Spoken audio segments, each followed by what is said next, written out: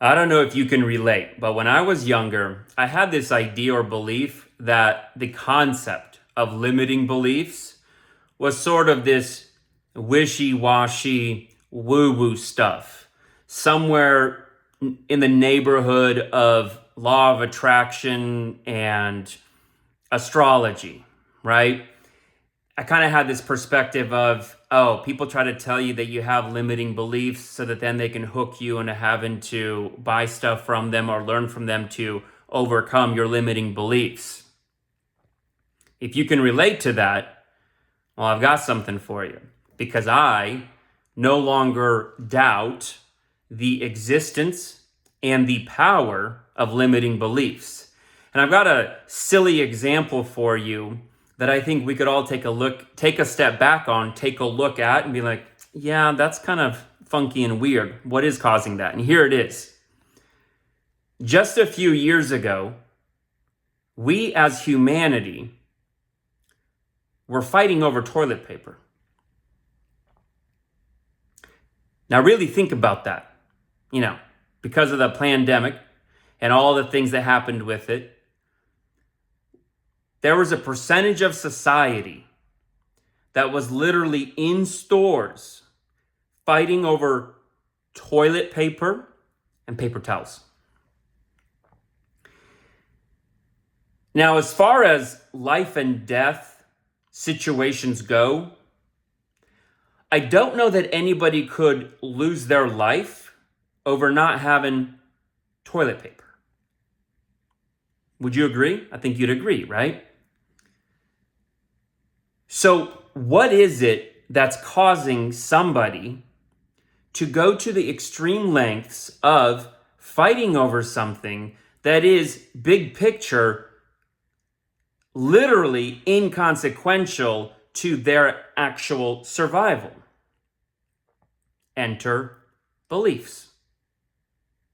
People with the belief or beliefs, a set of beliefs that drove them to engage in actions that when we look at it from the outside, looking in or zoom out and look big picture, are literally absurd. Absurd.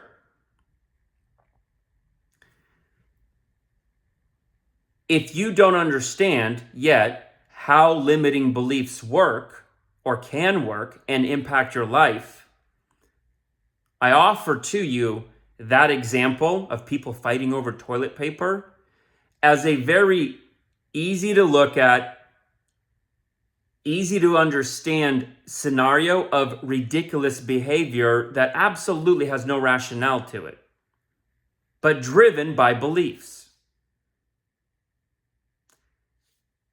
That's the power of beliefs in general. And those people who fought over toilet paper have some kind of set of beliefs that is limiting them from just simple rational thinking.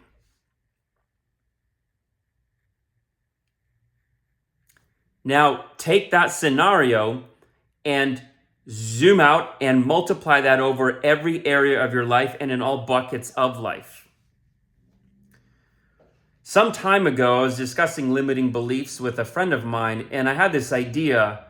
I'm not sure that I would say it. I wouldn't say it emphatically or dogmatically today. However, I do ask it as a question of myself, and that question is this: is the belief that there are no limiting beliefs perhaps one of the most dangerous and limiting beliefs? Because if you're not aware of the potential for limiting beliefs, you won't even go about doing the work of trying to figure out what yours might be, if you have any, and how they might be impacting your life and how you might be able to overcome them, elevate above them, work through them. And so you're stuck in this loop in life that to somebody else, from the outside looking in, it looks like you're fighting over toilet paper. Like, think about it. Have you ever observed somebody that you know well or know maybe at a distance, a friend of a friend, somebody in your community, a family member, a cousin, whatever it may be, and it's like they're always just messing up in the same way or constantly somehow recreating the same freaking loop over and over and over again. And you, from the outside looking in at them, look at it and go, how are they doing this? Why? Like, if they just changed A, B, C, boom. No more of that problem, no more of that loop. I present to you recognizing the symptoms, the visible symptoms and manifestations of a hidden limiting belief in somebody that's causing them to take action and inaction in a specific set of ways that's causing this outcome, aka the symptom, the manifestation. We just tend to look at people's results or lack of results from usually a Newtonian perspective, aka the five senses, what we can touch, feel, smell, taste, hear, right? So we look at it as very Newtonian, cause and effect. Oh, they're doing this, they're not doing that. And that's how we usually, when we look at certain scenarios, circumstances, etc., in other people's life and even in our own, we usually oftentimes by default look at it through Newtonian glasses. But if you take a step back and look at it through the quantum field, the metaphysical, and look for the drivers, the things underlying the things, the drivers of actions, it's beliefs. And so if you think of the fighting over toilet paper example as just literally a physical representation of limiting beliefs, short-circuiting somebody's rational thinking and causing them to engage in absurd behavior, and then you think of maybe one or two people that you know on some level personally or know of personally that keep recreating the same nonsense and horseshit in their life, you have a good spectrum of limiting beliefs in action for you to observe that you can see people engaging in. Limiting beliefs and their symptoms exist in the individual and in the collective.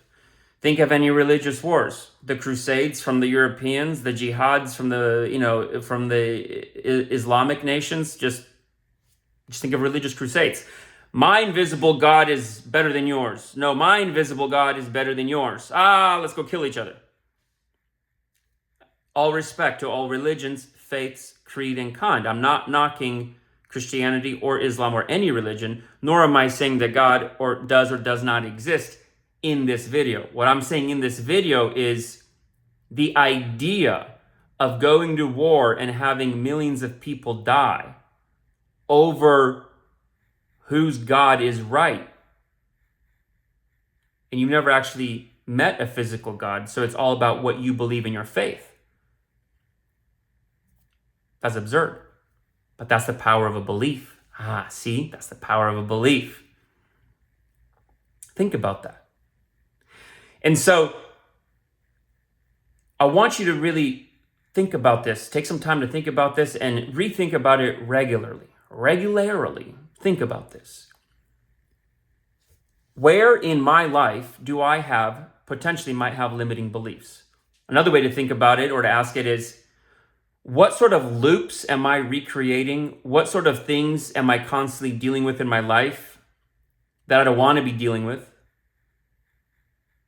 And what might be the limiting beliefs underlying these manifestations in my life of circumstances and scenarios that I don't want anymore, that I want to elevate above, that I want to work through?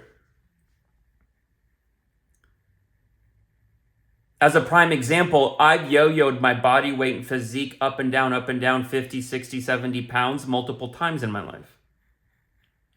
I didn't permanently get into the physique that I wanted, got into the peak physique that I wanted, and then maintained it until I actually changed my self-identity. And a core part of how to build your self-identity or to recreate and rebuild it is addressing your beliefs, your subconscious hidden beliefs.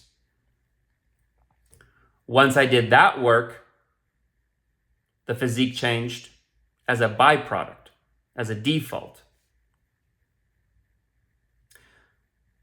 I'll say this in wrapping up, and what I'm about to say is subject for, could be and will be a subject for another entire video. But think about addictions within the context of limiting beliefs.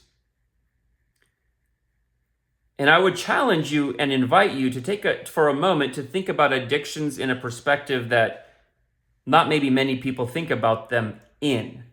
And that is this: think of addictions as solutions.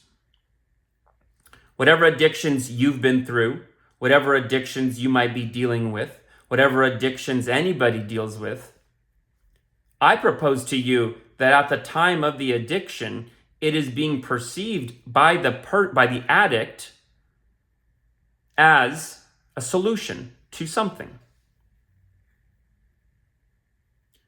Dr. Martin Seligman, in a podcast, I think it was with Andrew Huberman, talks about how everything that, I'm paraphrasing here, but this was my takeaway. Everything that people do, they have a logical reason for it. In their mind, they have a rational, logical reason for it.